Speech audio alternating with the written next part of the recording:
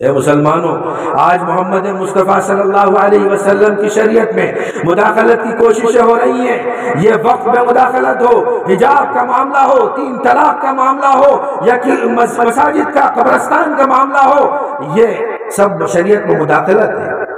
اور مسلمان اس کا عزم کریں، اس بات کا فیصلہ کریں کہ اجتماعیت کے ساتھ ہماری بڑی تنظیموں کو مضبوط کریں گے، جمعیت علماء کو مضبوط کریں گے، مسلم پرسنل لا کو مضبوط کریں گے، اور اس ملک میں، جس ملک کو ہمارے بزرگوں نے آزاد کرایا ہے، اس ملک کو دوبارہ فاسد طاقتوں سے، ظالموں سے اور شریر قسم کے لوگوں سے اس خوبصورت گلدستے کو دوبارہ محفوظ کریں گے۔ یہ قبرستان، یہ وقف جائیدادیں، یہ مسجدیں، یہ مدرسے، یہ مزارات، یہ مقبرے، یہ کسی کی جاگیر نہیں ہے، یہ ہمارے بزرگوں کی وقف کردہ چیزیں ہیں، کسی کا احسان نہیں ہے، ہم کسی کے مرہون منت نہیں ہیں، کسی حکومت نے نہیں دیا ہے، بلکہ ہمارے آبا و اجداد نے محنت کی کمائی کے بعد اپنی قربانی، اپنی نسلوں کے پیسے کو بچا کر مسجدیں بنائی ہیں، اپنی نسلوں، اپنی اولادوں کو پیسے نہ دے کر، منتقل نہ کر کے قبرستانوں میں وقف کیا ہے۔ آج ہندوستان میں ہم مرتے ہیں اور جا کر دفن ہو جاتے ہیں۔ امریکہ میں جا کر دیکھیے، لندن میں جا کر دیکھیے، 2 گز زمین کے لیے $500 دینا پڑتے ہیں جب زمین ملتی ہے۔ اللہ ان بزرگوں کو غریق رحمت کرے، مغل بادشاہوں کو غریق رحمت کرے، نوابان وقت کو غریق رحمت کرے، عمرائے وقت کو غریق رحمت کرے، پیسے والوں کو جنہوں نے مسجد اور مدرسوں کے لیے وقف کیے اور اب بھی کر رہے ہیں، اللہ ان کو جزائے خیر عطا فرمائے۔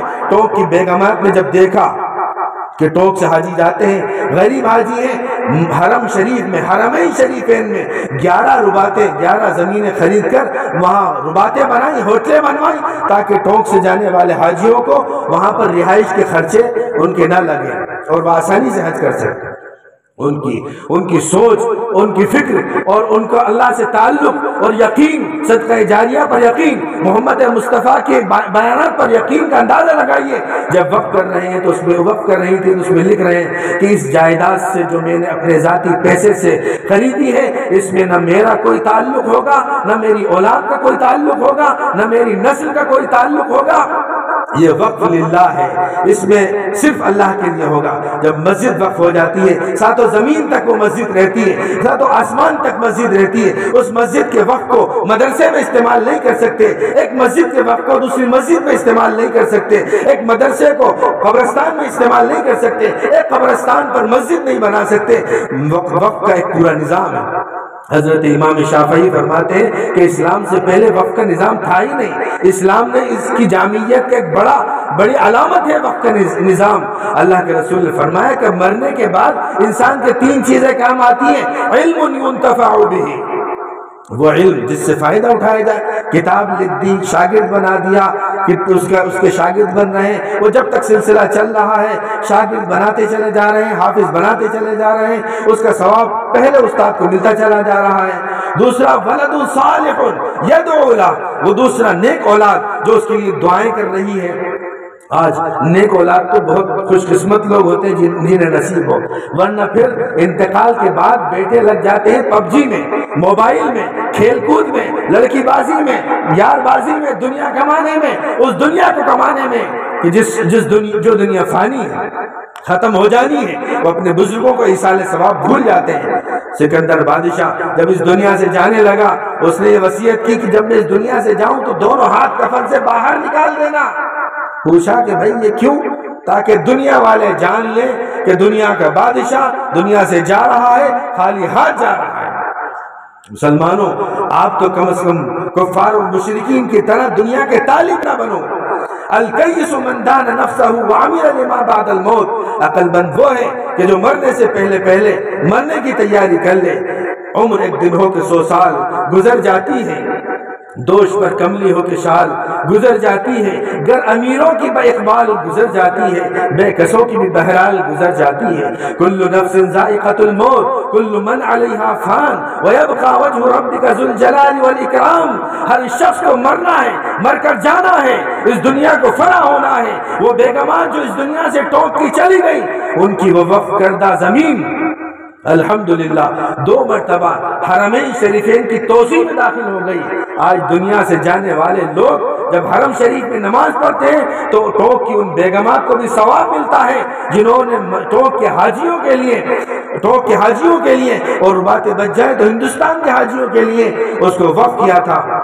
پھر آج تک لوگ وہاں جاتے ہیں اور اس پہ ٹھہرتے ہیں۔ ٹوک سے جانے والے حاجی کے 80-90 ہزار روپے کم لگتے ہیں اور حاجیوں کے مقابلے میں اللہ کے رسول صلی اللہ علیہ وسلم نے وقف کیا۔ جب مدینہ منورہ تشریف لائے تو مسجد بنانے کی ضرورت محسوس ہوئی۔ مسجد کی جگہ جو پسند آئی وہ یتیموں کی زمین تھی۔ یتیموں کا جذبہ ایثار، قربانی، جذبہ محبت، اور جب جذبہ یہ تھا کہ ہم اس زمین کو دے دیں، محمد مصطفیٰ اسے قبول کر لیں، ان یتیموں کا جذبہ تھا۔ لیکن اللہ کے رسول تو رہتی دنیا تک کے لیے نبی تھے۔ دنیا یہ نہ کہے کہ یتیم کی زمین کو لے کر وقف کر دیا اور اس پر مسجد بنا دی۔ وما ارسلناک الا رحمتا للعالمین، ظالم سے لیا ظلم کا بدلہ نہ کبھی بھی، مارا بھی تو اخلاق کی تلوار سے مارا۔ آپ نے زمین کو خریدا اور اس کے بعد اللہ کے لیے وقف کر دیا اور یہ کہہ دیا کہ نہ میرا، نہ میری بیٹی فاطمہ کا، نہ میرے نواسوں حسن حسین کا، نہ میرے داماد حضرت علی کا، نہ میرے خاندان میں سے کسی کا کوئی تعلق نہیں ہوگا۔ حضرت ابو بکر آتے ہیں اور وہ بھی وقف کرتے ہیں۔ ایک موقع پر اللہ کے نبی نے فرمایا کہ بھائی جنگ کا موقع ہے، ضرورت ہے، اور اپنے استطاعت کے مطابق وقف کیجئے اور لائیے، جنگ کے موقع پر ضرورت ہے۔ صحابہ آئے، کوئی کھجوریں لا رہا ہے، کوئی سونا لا رہا ہے، کوئی چاندی لا رہا ہے، کوئی غلہ لا رہا ہے، کوئی خچر لا رہا ہے، کوئی تلوار، کوئی نیزے، جس کے پاس جو حیثیت کی لا رہے۔ حضرت عمر رضی اللہ تعالیٰ عنہ آتے ہیں اور اپنے گھر کا آدھا سامان لے آتے ہیں۔ یہ کہتے ہیں کہ آج تو میں وقف میں حضرت ابوبکر سے آگے بڑھ جاؤں گا اور اپنے گھر کا آدھا سامان میں وقف کر دوں گا، اللہ کو راضی کر لوں گا، اللہ کے نبی کو راضی کر لوں گا، حضرت ابوبکر سے آگے بڑھ جاؤں گا۔ جب حضرت ابوبکر سے اللہ کے رسول پوچھتے ہیں کہ اے ابوبکر تم کیا لائے، تو انہوں نے کہا کہ اے محمد مصطفیٰ، اے اللہ کے رسول، اے میرے آقا تاجدار مدینہ، میں سب کچھ لے آیا اور گھر میں صرف آپ کا اور آپ کے اللہ کا نام چھوڑایا ہوں۔ یہ وقف ہے۔ تو 2 چیزیں، علم ينتفع به، پہلی چیز ولد صالح يدعو له، اور تیسری چیز صدقہ جاریہ ہے۔ وہی صدقہ جاریہ وقف کا ہوتا ہے۔ آج ہماری محلوں میں مسجد ہے، ابھی میں ایک مسجد دیکھ کر آیا، 400-500 سال پرانی مسجد ہے، 500 سال سے اس میں نمازیں ہو رہی ہیں، تو الحمدللہ بنانے والے کو ثواب مل رہا ہے۔ مدرسے بنتے ہیں، دارالعلوم دیوبند وقف ہے، ہمارے بزرگوں کا وقف ہے، ہمارا پیسہ اس میں لگا ہوا ہے۔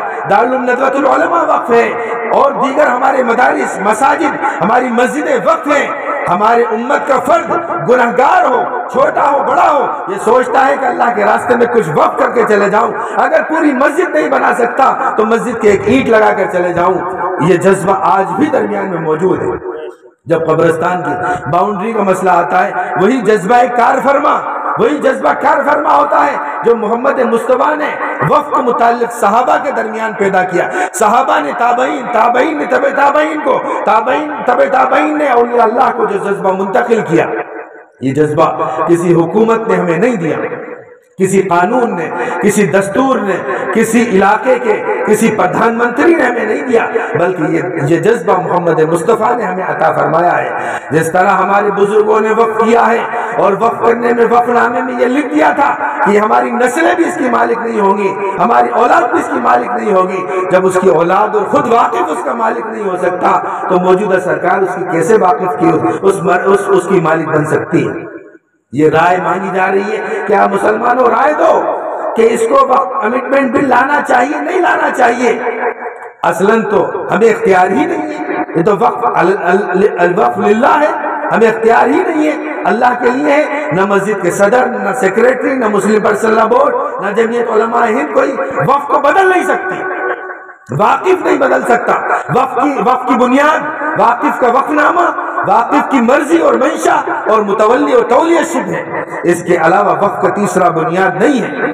مسلمانوں، وقف کا موضوع ایک بہت لمبا موضوع ہے، حالات اس موضوع پر وقت کا تقاضا تھا، آج آخری تاریخ ہے، اس موضوع پر مستقل مہم چلائی اور مسلمانوں نے اپنی ایمانی غیرت کا ثبوت دیا اور 4 کروڑ سے زیادہ رائے دہندگی پیش کی اور یہ کہا کہ نہیں، یہ بل ہمیں منظور نہیں ہے۔ یہ بل ہمیں منظور نہیں ہے. ہمیں یہ بالکل منظور نہیں ہے کہ حجاب پر پابندی لگائی جائے. ہمیں یہ منظور نہیں ہے کہ 3 طلاق کا قانون لایا جائے. ہمیں تکلیف ہے, بابری مسجد شہید ہو گئی, ہم اپنی نسلوں کو بتائیں گے کہ یہ شہادت ہے, یہ ظلم ہے, یہ ستم ہے, یہ کمزوروں کو دبانا ہے. جب تک جان میں جان ہے کہتے رہیں گے کہ بابری مسجد کو ظلم کے تحت ڈھا دیا گیا ہے اور اس مجسمے کو ہم نے اپنی آنکھوں سے دیکھا ہے. یقیناً آپ ظلم سے چاہیں جو کر دیں, ہمارے سینے چھلنی کر دیں, ہماری گردنوں کو قلم کر دیں, لیکن ہم ایمان کا سودا نہیں کر سکتے. ہم عاشق رسول ہیں, محمد مصطفیٰ کے نام لیوا ہیں, اللہ کے چاہنے والے ہیں. اے مسلمانوں, آپ کو یہ سمجھنا ہوگا, آپ ہندوستان میں ہیں, کسی اسلامی ملک میں نہیں ہیں, کسی سعودی عربیہ میں نہیں ہیں, آپ کویت میں نہیں ہیں, بحرین میں نہیں ہیں, آپ کسی ایسے ملک میں نہیں ہیں کہ جہاں پر حکمراں کوئی مسلمان بیٹھا ہوا ہے. یہاں جمہوریت ہے, اور جمہوریت کا ایک اصول ہوتا ہے کہ جو بڑھ کر تھام لے ساقی مینا اسی کا ہے. جس نے لگائی ایڑ وہ خندق کے پار تھا. ہم جس وقت توپ کی ریاست ختم ہوئی, نوابی ختم ہوئی, مفکر اسلام مولانا علی میں رحمۃ اللہ علیہ تشریف لائے اور تقریر کے دوران انہوں نے فرمایا, آپ کو معلوم ہونا چاہیے کہ ٹوک ہندوستان میں واحد ریاست ہے. مسلمانوں کی حکومتیں تو ہندوستان میں رہی, 1000 سال مسلمانوں نے حکومت کی, جس کی شہادت قطب مینار, تاج محل, لال قلعہ, شاہی مسجد, جامع مسجد اور دیگر ہماری عمارتیں جس کی گواہی دے رہی ہیں. اور اس ہندوستان کی شہادت کے, ہندوستان کی آزادی کے لیے سب سے پہلے فتویٰ شاہ عبدالعزیز نے 1772 میں دے دیا تھا. اور شہادتیں علماء دیوبند نے, مولانا فضل حق خیرآبادی نے, حافظ ضامن شہید نے اور دیگر علماء نے 1857 کی جب جنگ چل رہی تھی, بہادر شاہ ظفر قیادت کر رہے تھے, وہ ہندوستان کا آخری تاجدار, پورے ہندوستان کا مالک, اکھنڈ بھارت کا مالک, وہ یہ کہتا ہے جس وقت وہ انتقال کرتا ہے اور پھر جس سرزمین پر دفن ہوتا ہے, اور یہ کہتا ہے کہ 2 گز زمین بھی نہ ملی کوئے یار. کتنا ہے بد نصیب ظفر, دفن کے لیے 2 گز زمین بھی نہ ملی کوئی یار میں. آپ ہندوستان میں ہیں, یہاں جمہوریت ہے, یہاں اجتماعیت کو قائم کرنا ہوگا. جب ٹوک کی ریاست ختم ہوئی, نوابیت ختم ہوئی, جو علماء کی شریعت کی حفاظت کے لیے جو ایک صاحبان کی طرح قائم تھے, مفکر اسلام مولانا علی میاں نے فرمایا تھا کہ نوابی ریاست ختم ہو گئی, صاحبان ختم ہو گیا, اب اپنے صاحبان اپنے اوپر خود تان لو. ان کا اشارہ یہ تھا کہ اپنی تنظیموں, اپنی جماعتوں اور سنت اور شریعت کے صاحبان کو اپنے پر تان لو, ورنہ دہریت اور ارتداد آپ کی دہلیز پر کھڑا ہے. ایسا ہوگا کہ اللہ والوں کے گھر میں لڑکی مرتد ہو کر غیروں کے گھر میں جائے گی اور پھر ایمان کے سودے کرتے ہوئے چلے جائے گی. اب آپ کو فکر کرنا ہے کہ آپ اپنے ایسے تعلیمی ادارے قائم کریں کہ جہاں بچے کو دنیاوی تعلیم کے ساتھ ساتھ دینی تعلیم بھی میسر ہو, جہاں وہ اے فور ایپل کی جگہ اے فور اللہ, بی فور بسم اللہ, سی فور کلمہ, ڈی فور دعا, زیڈ فور زمزم پڑھ کے بچپن ہی میں زمزم کی عقیدت, اللہ کی عقیدت, توحید کی عقیدت, رسالت, محمد مصطفیٰ کا عشق اس کے دل میں جاگزی ہو جائے. جب وہ بچپن ہی میں جاگزی ہو جائے گا تو پھر لندن کے گلیاروں میں, ایران کی آوارہ بازاروں میں اس کو وہ ایمان کا سودا نہیں کرے گا. وہاں برجستہ حضرت ربی ابن عامر کی طرح پکارے گا, جس طرح رستم کے دربار میں پھٹے ہوئے لباس میں جا کر اس وقت شاہ ایران سے رستم کے دربار میں جا کر کہا تھا کہ میں آیا نہیں ہوں, مجھے بھیجا گیا ہے, ایمان لاؤ, قبول کرو ورنہ جزیہ دینا پڑے گا. یہ ایمانی حمیت جو حضرت بلال میں پیدا ہوئی, حضرت مصعب بن عمیر میں پیدا ہوئی, جو حضرت صحابہ میں پیدا ہوئی, حضرت سمیہ میں پیدا ہوئی, وہ اب ہمارے درمیان کیوں پیدا نہیں ہو سکتی؟ شادی ہوتی ہے, شریعت کو طاق میں ڈال دیتے ہیں, موت میت ہوتی ہے, بدعت و خرافات میں ملوث ہو جاتے ہیں, بچہ بڑا ہوتا ہے, جنٹل مین بن جاتا ہے, رسول پاک کے اسٹائل کو, طریقوں کو, اسوے کو چھوڑ دیتا ہے, اور فخر کے ساتھ رسول کی سنتوں کا جنازہ خود ہمارے معاشرے میں نکلتا چلا جاتا ہے. میں اپنی جوان بیٹی کے ساتھ بیٹھتا ہوں اور بڑے بڑے 32 اور 42 انچی ہوم تھیٹر میں بیٹھ کر ایسے پروگرام دیکھتا ہوں جس سے شریعت شرمسار ہوتی ہے, فرشتے شرمسار ہوتے ہیں, محمد مصطفیٰ کا کردار شرمسار ہوتا ہے, اللہ کے رسول کی سنتیں شرمسار ہوتی ہیں. ہمیں غیرت نہیں ہے۔ آج ہمارے ہاسپٹل میں ڈیلیوری مرد کراتے ہیں، ایسا کوئی پیسہ والا دولت والا جو شادی میں کروڑوں روپے لٹا رہا ہے، اس کو یہ توفیق نہیں ہوتی کوئی ایسا اسپتال بنا دے کہ جہاں ای سی جی عورتوں کی عورتیں کریں، ڈیلیوری عورتوں کی عورتیں کریں۔ یہ احساس آپ کو شریعت نے دیا ہے، یہ احساس آپ کو قرآن و سنت نے دیا ہے، یہ احساس آپ کو محمد مصطفیٰ نے دیا ہے، یہ شرم و حیا آپ کو اسلام کے دامن سے میسر ہوئی ہے، یہ کہیں اور کسی کو میسر نہیں ہے۔ اس کے فیصلے آپ کو کرنا ہوں گے، یہ نظام آپ کو بحال کرنا ہوگا، مخلوط تعلیم کے خلاف آپ کو آواز بلند کرنا ہوگی، اور اس طرح کی کرپشن، اس طرح کی بے حرمتی، آوارگی کے خلاف آپ ہی کو کھڑا ہونا ہوگا۔ اس لیے کہ اللہ رب العزت نے یہ ذمہ داری آپ کو عطا فرمائی ہے، اور یہ فرمایا کنتم خیر امت اخرجت للناس تأمرون بالمعروف وتنہون عن المنکر۔ اے مسلمانوں، تم بہترین امت ہو، لوگوں کی نفع رسانی کے لیے تمہیں پیدا کیا گیا ہے۔ اگر کہیں شراب کے اڈے چل رہے ہیں تو فکر کرو، کوشش کرو، میٹنگ کرو، مشورے کرو، اس کے لیے سر جوڑ کے بیٹھو کہ اسے کیسے بند کرنا ہے۔ حکومت وقت تو اس کو پیسہ دولت ملتی ہے۔ آج شراب کی دکانیں مسجدوں سے زیادہ ہیں، شراب کی دکانیں عبادت گاہوں سے زیادہ ہوتی چلی جا رہی ہیں، کیونکہ وہاں مطمع نظر انسانوں کی اصلاح نہیں ہے، انسانوں کی ہمدردی نہیں ہے۔ وہ ڈاکٹر جس کو کبھی مسیحا سمجھا جاتا تھا، آج انسانوں کے قاتل بنے ہوئے ہیں۔ وہ قانون داں جن کو انصاف کے لیے بٹھایا جاتا تھا، وہ نہ پیسے لے کر، رشوت لے کر ناانصافی کر رہے ہیں۔ جج ایسے فیصلے کر رہے ہیں کہ جس میں ظلم اور زیادتی ہوتی چلی جا رہی ہے۔ وہ حکومت جلوؤں کے لیے اس لیے بنائی جاتی تھی کہ بجلی فراہم کرے، فری بجلی فراہم کرے، تعلیم مہیا کرے، ان کے صحت کا سامان کرے۔ آج کورونا لا کر قتل عام مچا رکھا ہے، اور پھر پلان انسانوں کا قتل کیا گیا۔ وہ انسان جو اسپتال میں گیا مارا گیا، جو انسان گھر میں رہا بچ گیا، اور ایسی پوری پلان پوری دنیا میں قتل و غارت کری کو عام کر دیا گیا۔ اب امت محمدیہ کے فرد کو سوچنا ہوگا کہ اب اس بغاوت کے خلاف، اس ظلم کے خلاف، اس ظلم کے خلاف ہمیں کھڑا ہونا ہے۔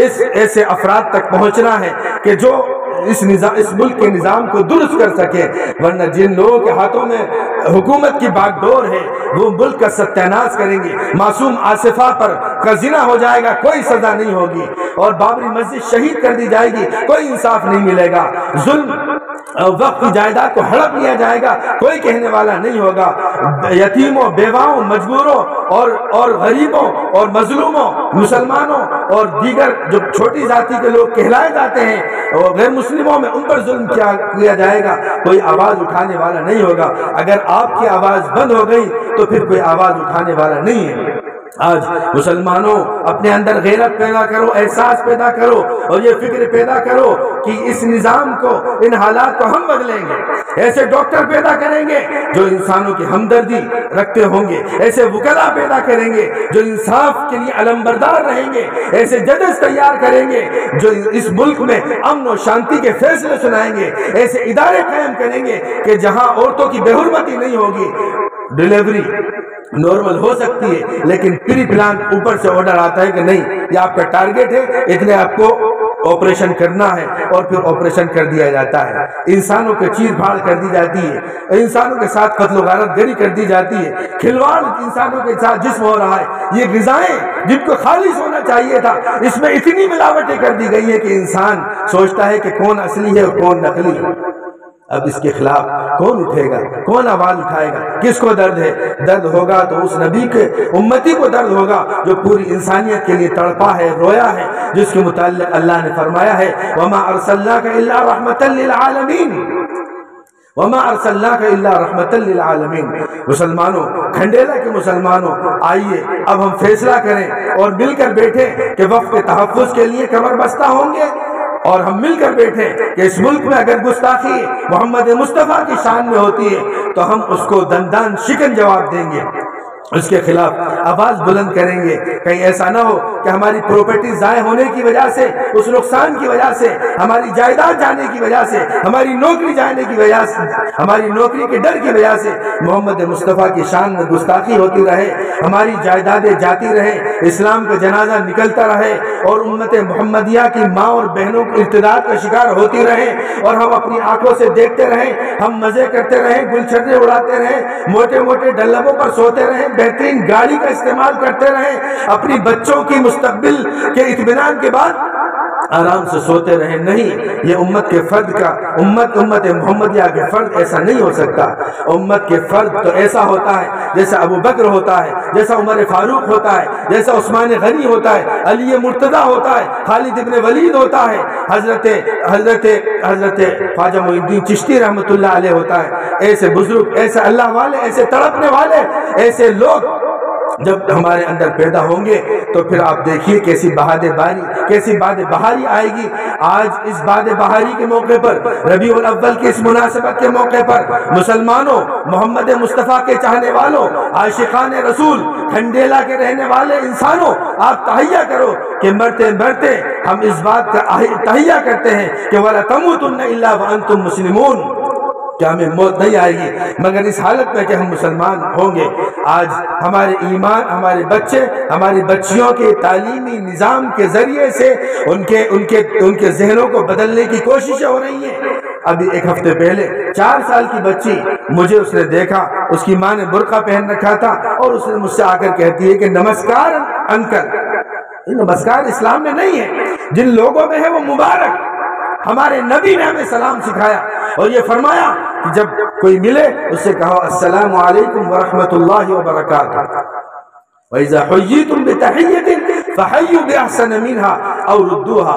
ہم کسی مذہب، کسی دین، کسی شریعت اور کسی کے ماننے والوں پر ہم کوئی الزام نہیں لگا رہے، لیکن ہم یہ کہتے ہیں کہ اسلام کی بھی خوبیاں ہیں۔ اسلام میں محمد مصطفیٰ نے، ہمارے آقا نے، ہمارے نبی نے، ہمارے رسول نے، ہمارے اللہ کے چہیتے نبی نے ہمیں جو ہدایت دی ہے وہ یہ دی ہے کہ السلام علیکم کی تعلیم دی جائے۔